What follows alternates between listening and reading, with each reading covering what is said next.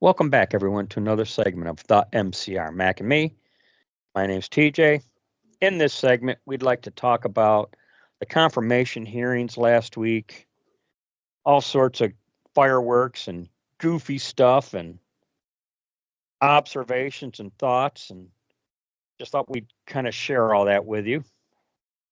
For starters, right out of the gate, Pete Hegseth, confirmation hearing, Secretary of Defense.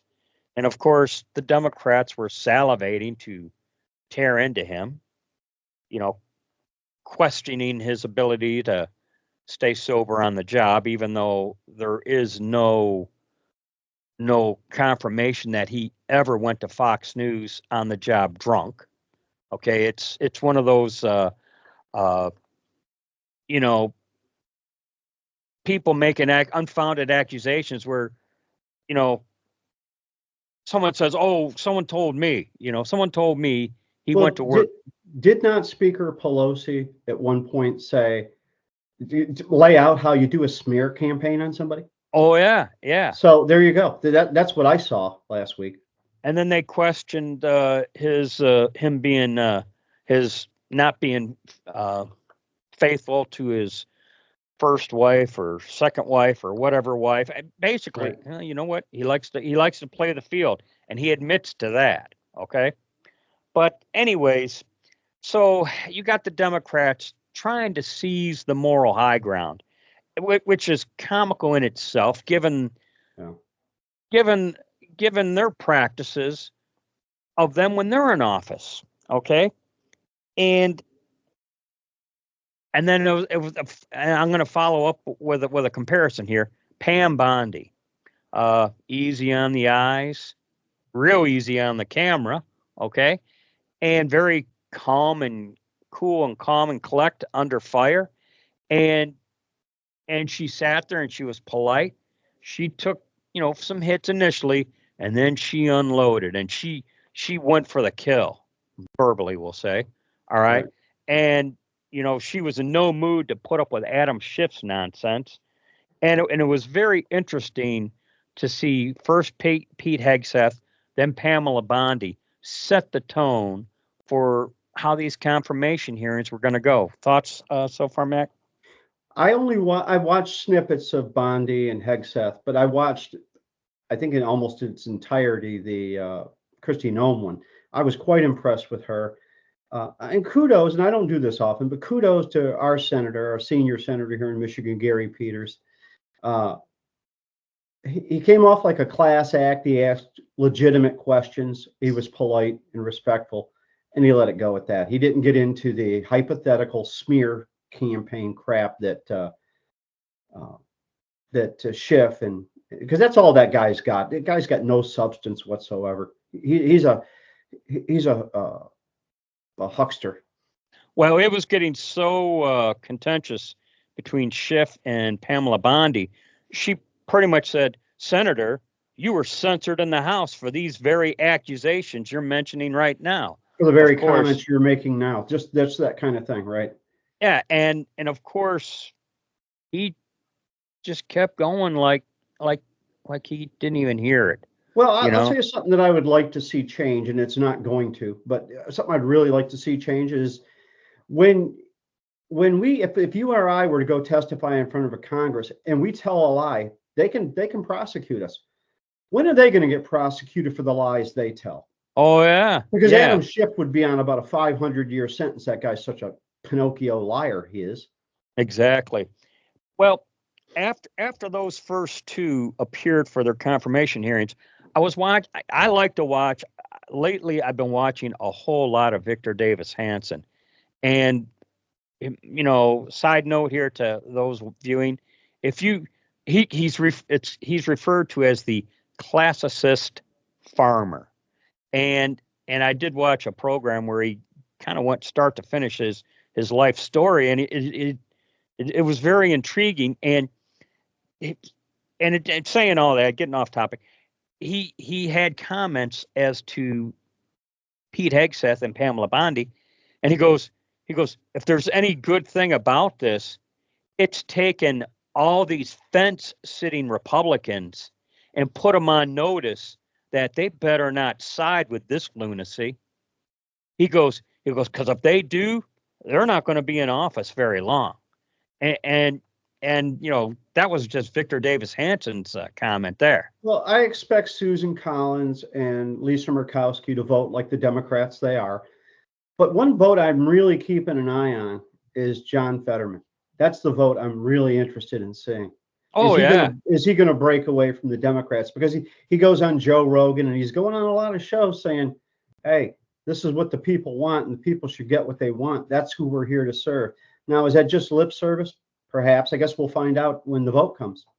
Well, I heard something said about Fetterman.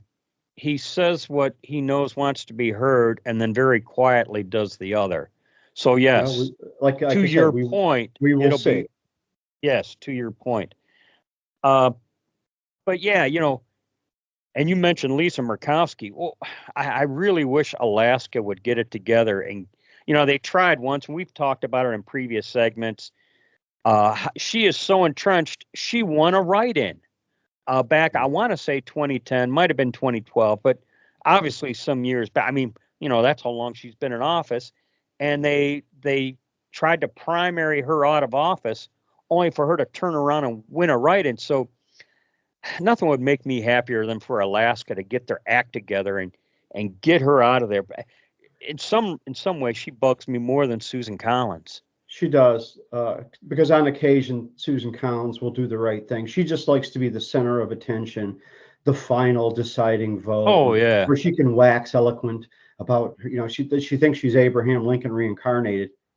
Oh, big time. Back to Pete Hegseth's hearings.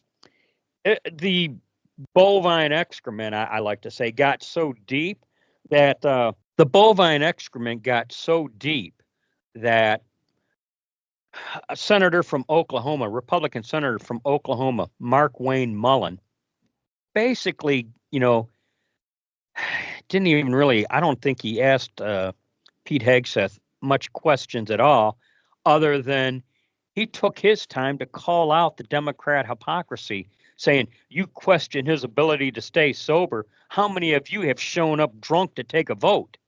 And he saw that. Yeah. Yeah. And how many of you are on your first or second or third marriage? And basically he was calling them out for their hypocrisy. And I thought, well, hey, I might have me a new hero in the Senate. Well, if Democrats didn't have double standards, they wouldn't have any standards. Yeah, pretty much. So bravo to Mark Wayne Mullen, Republican out of Oklahoma. I got to say, the name Mark Wayne Mullen sounds like the name of a serial killer. However, it's different. Or an assassin of something.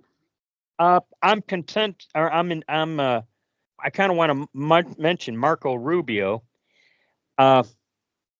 He pretty much laid it out as far as any immigrant who is a Hamas supporter shouldn't have a visa, shouldn't be given a visa. If they're in the country already with a visa, that visa ought to be pulled and they ought to be deported. So, bravo to Marco Rubio for taking that position and defending it against, the Democrats should have nothing to say about that because they put Japanese American citizens in internment camps because they thought they were a threat. Yeah. Scott Bessent, Treasury Secretary nominee. Bernie Sanders is trying. Oh, and by the way, all of this confirmation hearing, the Democrats' questions, this was Trump derangement syndrome on full display, So all their questions while they were directing them to the nominee was actually, they were actually taking shots at Donald Trump. Okay. So Scott Bessent, Treasury Secretary nominee, he's being questioned by Bernie Sanders. And Bernie Sanders is going on and on and on about how Trump is, he's kind of, in regards to Elon Musk and I'm going to say, and now Jeff Bezos and Mark Zuckerberg, Bernie Sanders referring to those three as oligarchs and how Donald Trump is kind of now tied to them to do as they see fit and reward them accordingly. And Scott Bessent retorts with, well, Senator, Joe Biden gave and I want to make sure, the Presidential Medal of Honor to two oligarchs himself, George Soros and David Rubenstein. Right. As if, more hypocrisy on Well, display. here's my prediction for 2025 and forward. That's their new catchphrase, oligarch. That's the one that they want. That's what they're going to push. It's like back in 2017, I told my nephew, I said, you're going to start hearing the term white supremacy ad nauseum. And now you're going to hear, and this is my prediction, you're going to hear oligarch ad nauseum. Well, and my final note here on the confirmation hearings, I like to call her Crazy Mazie Hirono, Democrat from Hawaii, asking Doug Burgum, who he's the nominee for Interior Secretary, whether or not he's committed a sexual assault. That was her first question. Have you committed a sexual assault? He might have asked her, has she? They, as far as I'm concerned, they know no shame. No. So well, they are the party of the ends justify the means. We heard it right out of Harry Reid's mouth when he falsely accused Mitt Romney of not paying taxes, and when he got called out on it, he said, "Hey, he lost, didn't he?" Yeah. So that's some of the highlights I noticed from last week's confirmation hearings, and right now I'm going to bet they all get confirmed when I consider Victor Davis Hanson's thoughts of any Republican who is sitting on the fence, and we'll say aside from Lisa Murkowski and Susan Collins, okay, but hey, we got 3 to give. We can lose 3 and still take the vote, okay? Well, I wouldn't count McConnell out there being a little backstabbing bitch that he is. Well, and yeah, especially since he's on his way out already. So, literally, literally. But Victor Davis Hanson, I think he's pretty much on the mark, saying, "Hey, any fence-sitting Republican, after what has been witnessed this week in the confirmation hearings, and of course, Victor Davis Hanson also made the comment. He goes, every single nominee was at their peak. He goes to see the caliber of people appearing before the committees, and then to see how the committees looked and acted, and primarily the Democrats, we can say, but just the comparison, it was like night and day. Pamela Bondi running circles around these guys. Pete Hegseth, to use a military bayonet training term, his parry left and parry right as they tried to stab at him. All these nominees, class acts, and just made the Democrats look so small. If that's any consolation, okay. And that's pretty much my thoughts there. Any final thoughts, Mac? Well, the president should get to pick who he wants to be in his cabinet. It is the will of the American people, and the Democrats are against, despite all their talks of democracy, they are against the will of the people. That's all I have to say. The will of the people. And you know what? Even though it's supposedly the president's right to nominate, the Senate has kind of evolved into only if we say so. Right. It's not advise and consent anymore. It's well, you want them, but only if we say so. And that's not an exaggeration. Well, it's essentially an election. Yeah. So that's all we got for now. And I'm sure in our next segment we will have comments on the Donald Trump inauguration. Last report is they were holding it indoors in the rotunda. I'm kind of glad because one the temperature, we're all getting hit with this Arctic blast, okay? Right. But 2, I was genuinely concerned for his safety. So I'm fine and dandy with this thing being held indoors, you know? So that's all we got for now. We'll catch you in the next segment. As always, be safe, watch your 6, and don't tread on me.